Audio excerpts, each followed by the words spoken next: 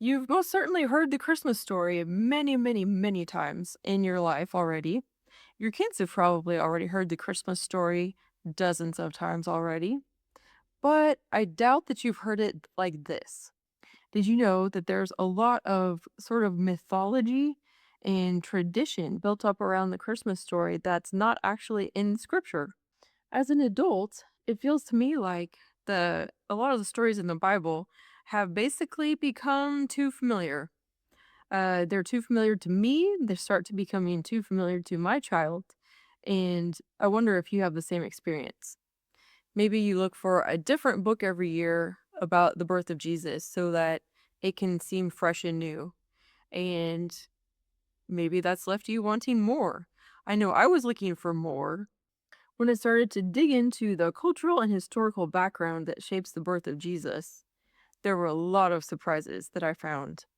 It is a story just like every other story in the Bible that was written in a certain time in a certain place with real people that were living real lives. And, they had a certain way that they prepared their food. They had a certain way that they built their houses. They had a certain way that they wore clothing. And those are things that we often don't get to imagine when we just read the Bible stories or they're imagined for us. Those details are imagined for us in a storybook that we might buy for our kids. And often those details that are imagined for you in a kid's storybook are not very accurate.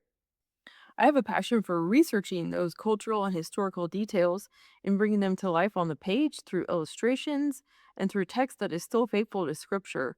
And when we do this, it creates a story that is actually more meaningful, not less.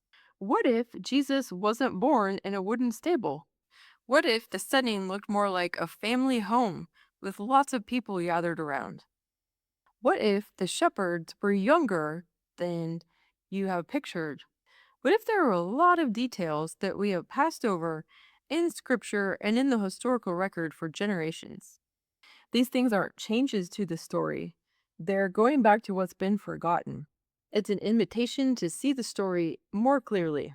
When we read a Bible story that's infused with the cultural and historical background with our kids, instead of feeling flat and boring and something that we've already heard, it can feel like something that is so rich and so three dimensional, something that can come alive in our imaginations, something that our right brain connects with when we add in sensory details, when we add in emotions, and think about the processes that they went through to make decisions. In this way, reading scripture together can become an experience that we enjoy with our kids, with our family. This is why I created The Forgotten Nativity, a historically honest Christmas story. It's rooted in scripture and it uses historical and cultural details to make the story rich and alive. The illustrations are informed by archaeological artifacts, by the historical record, and the story takes on an awful lot of surprising elements that are already there if we slow down enough to notice them. The Forgotten Nativity isn't just a one time read, it's something your family can return to every year around Advent time. If you'd like to start on your journey into honest imagination with scripture, you can download the guide I've made about how to read the Bible with your kids in ways that grow honest imagination.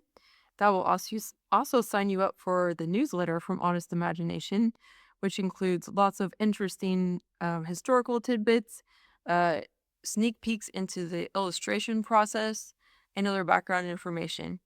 And also, you'll be the first to know when the book is released and available. Thank you for being here.